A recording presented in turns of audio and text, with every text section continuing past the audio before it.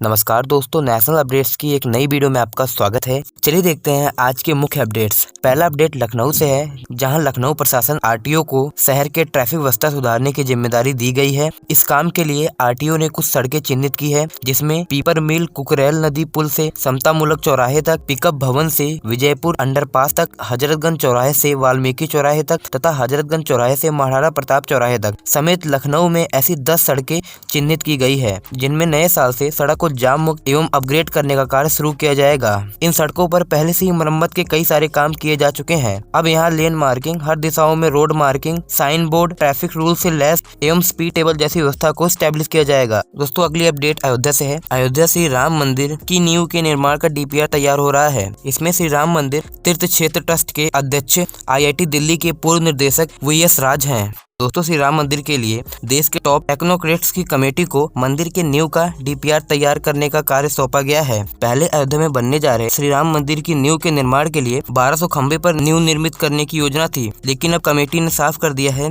कि वह श्री राम मंदिर का निर्माण प्राचीन तकनीकों से होगा। दोस्तों, श्री राम मंदिर निर्माण के लिए वार्ड ब्रोस्टेन और कंटिन्यूअस रॉफ्ट स्टोन तकनीक का उपयोग किया जाएगा। इन तकनीकों का उपयोग प्राचीन काल में किलों की नींव, इसके अलावा जबलपुर में जैन मंदिर के निर्माण में हुई है। ये इमारतें आज भी अच्छी अवस्था में हैं। फिलहाल इस पर अंतिम सहमति 29 दिसंबर 2020 तक बनाई जानी है। इस तारीख को मंदिर के नींव का निर्माण तय किया जाएगा।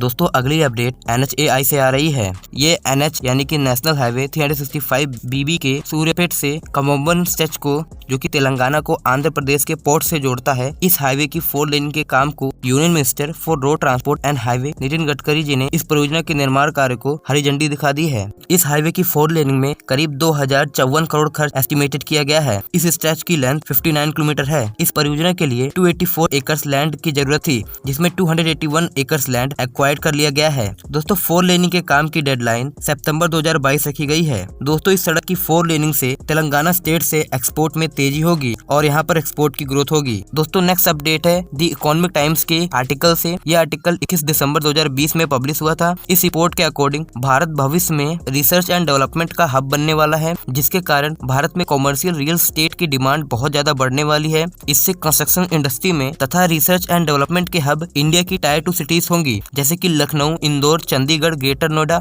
विशाखापट्टनम, क्योंकि इन शहरों में पोटेंशियल बहुत ज्यादा है। ये ग्लोबल कैपिटल सेंटर स्टैब्लिश करने में सक्षम है, क्योंकि इन शहरों में ease of living, ease of doing business tier 1 city के मुकाबले कई ज्यादा बेहतर है। इसके अलावा इन शहरों का इंफ्रास्ट्रक्चर भी टायर 1 सिटीज से कम नहीं है, जो कि भविष्य में इन्हें मेगा सिटी में तब्दील करने में मदद करेगा। भविष्य में भारत की टायर 2 सिटीज मेगा सिटीज में बदलने जा रही हैं। दोस्तों, नेक्स्ट अपडेट वित्त मंत्रालय से आ रही है। हम जानते हैं कि भारत की अर्थव्यवस्था कोरोना के कारण, लॉकडाउन के कारण फर्स्ट और सेकंड क्वार्टर में नेगेटिव में चली गई थी, लेकिन थर्ड क्वार्टर में पॉजिटिव GDP ग्रोथ रेट हासिल करेगी, क्योंकि भारतीय अर्थव्यवस्था में कई सकारात्मक साइन दिख रहे हैं। जैसे कि PMI मैन्युफैक्चरिंग इंडेक्स में भारत ने 2007 के मुकाबले बहुत ज्यादा बेहतर प्रदर्शन किया है। आपको बता दें कि भारत की GDP फर्स्ट क्वार्टर में -23.9% और सेकंड क्वार्टर में -7.5% नेगेटिव हो गई थी। नेक्स्ट अपडेट उड़ीसा से आ रही है, जहां वेस्टर्न कोलफील्ड और उड़ीसा मिनरल डेवलपमेंट कॉर्पोरेशन जल्द ही जॉइंट वेंचर से कोल माइनिंग को बढ़ाएगी। फिलहाल 2019-20 में 64 मिलियन टन के कोल प्रोडक्शन हुआ था। इस जॉइंट वेंचर के तहत नीरज छत्तीसगढ़ उड़ीसा बॉर्डर पर लगभग 2023-24 तक 20 नए कोल माइन स्टार्ट किए जाएंगे तथा कोल प्रोडक्शन को 2023-24 तक 75 मिलियन टन बढ़ाने की कोशिश की जाएगी। दोस्तों, अगली खबर वाराणसी से आ रही है, जहां वाराणसी नगर निगम में 9 राजस्व गाँव को जोड़ दिए गए हैं। मुख्यमंत्री ने इसको अप्रूव भी कर दिया है तथा 21 दिसंबर 2020 को उत्तर प्रदेश के मुख्यमंत्री योगी आदित्यनाथ जी वाराणसी गए थे, जहां उन्होंने वाराणसी की कई परियोजनाओं की प्रगति का जायजा लिया, जिसमें काशी विश्वनाथ धाम परियोजना मुख्य थी। इन्होंने प्रेस वार्ता कर कई परियोजनाओं के बारे में बताया, जैसे कि गदोलिया पार्किंग, सर्किट हाउस पर पार्किंग का कार्य लगभग 70% पूरा हो गया है तथा मार्च 2021 तक ये परियोजना पूरी हो जाएगी। टाउन हॉल एवं बेनिया बाग में पार्किंग का निर्माण 31 सितंबर या दिसंबर में पूरा हो जाएगा। साथ ही उन्होंने कहा कि 186 करोड़ रुपए की लागत से बन रहे कन्वेंशन सेंटर का निर्माण मार्च 2021 में पूरा कर लिया जाएगा। इसके अलावा उन्होंने कई अन्य कामों का भी जायजा लिया, जिसमें तालाब की ब्यूटिफिकेशन और 720 स्थानों पर एडवांस सर्किलेंस कैमरे की स्थापना के भी कार्य शामिल थे। दोस्तों, नेक्स्ट अपडेट है गोरखपुर से, जहां शहर की बढ़ती आबादी को देखते हुए गोरखपुर विकास प्राधिकरण में लगभग 3 नगर पंचायत, जिसमें पीपीगंज, गुंडेरा बाजार, पिपरई रिहाइश और 232 गाँव को गोरखपुर विकास प्राधिकरण में शामिल कर लिया गया है। इस प्रस्ताव पर 21 दिसंबर 2020 को मुख्यमंत्री ने कैबिनेट बाय सर्कुलेशन के तहत इसको मंजूरी दी है। अब इन नए क्षेत्रों को गोरखपुर विकास प्राधिकरण में शामिल होने के कारण कई सारी सुविधाएं दी जाएंगी, जिससे शहर के विस्तार में गति मिलेगी। दोस्तों अगली खबर भारत में एफडीआई से संबंधित है। आपको पता होगा कि कोरोना वायरस पेंडेमिक के शुरुआती चरण यानी कि मार्च में चाइना से आ रही एफडीआई को भारत ने प्रतिबंधित कर दिया था। वेल ये प्रतिबंध इनडायरेक्टली था, क्योंकि इसमें एफडीआई के मोड को चेंज कर दिया गया था, जिसमें भारत सरकार की मैनुअल अप्रूवल्स की जरूरत थी। क्योंकि दोस्तों इस समय भारतीय कंपनियां कोरोना वायरस पेंडेमिक के कारण काफी ज्यादा निचले स्तर पर आ गई थी, जिसमें बहुत सारी चाइनीज कंपनियां अपनी इन्वेस्टमेंट बढ़ा रही थी। भारतीय कंपनीज के प्रोटेक्शन, भारत की अपॉर्चुनिटी को बचाते हुए भारत सरकार ने यह निर्णय लिया था। इस प्रतिबंध के तहत चीनी कंपनी भारत की कंपनियों में सीधा निवेश नहीं कर सकती थी।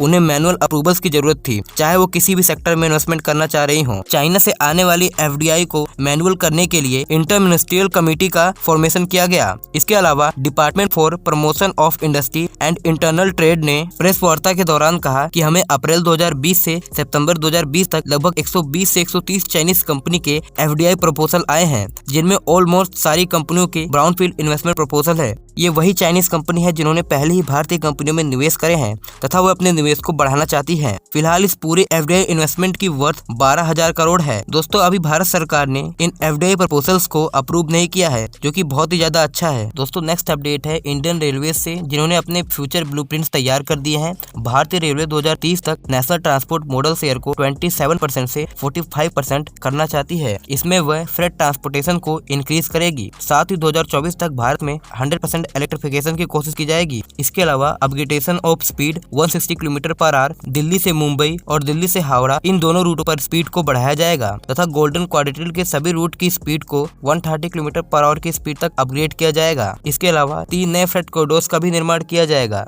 दोस्तों नेक्स्ट अपडेट लखनऊ से है, जहां एमजी मोटर्स और टाटा पावर्स ने पार्टनरशिप कर 16 kilowatt super fast EV charging station का इनॉग्रेशन उत्तर प्रदेश की कैपिटल सिटी लखनऊ में कर दिया है। इसके अलावा next update FMCG firm Hindustan food से है, जिसने ये कह दिया है कि वो जल्द ही नॉर्थ इंडिया में एक फूड मैन्युफैक्चरिंग प्लांट स्थापित करेगी with the investment of 125 crore. Well Hindustan foods के मैनेजिंग डायरेक्टर समीर कोठारी ने ये कंफर्म नहीं किया है कि वो किस राज्य में इन्वेस्टमेंट करेंगे। दोस्तों नेक्स्ट अपडेट असम से आ रही है, जहां सोमवार को ऑयल इंडिया और Assam hydrocarbon and energy corporation limited ने, जो कि असम गवर्नमेंट का एक फार्म है, इन दोनों के बीच एक एमओयू साइन हुआ है, जिसमें गैस एक्सप्लोरेशन और development as well marketing of natural gas इन सब पर एमओयू साइन हुआ है। इससे असम में सोशल इकोनॉमिक डेवलपमेंट होगा, क्योंकि भारत में 27% असम का योगदान है अकॉर्डिंग टू रिपोर्ट ऑफ 2018। दोस्तों नेक्स्ट अपडेट है इन मूवी ग्रुप से, जो कि एक बेंगलुरु बेस्ड स्टार्टअप है। इसके फाउंडर नवीन तिवारी है, जो कि मूलतः कानपुर के हैं और ये आईआईटी कानपुर से पास आउट है। इनकी कंपनीज ने $145 मिलियन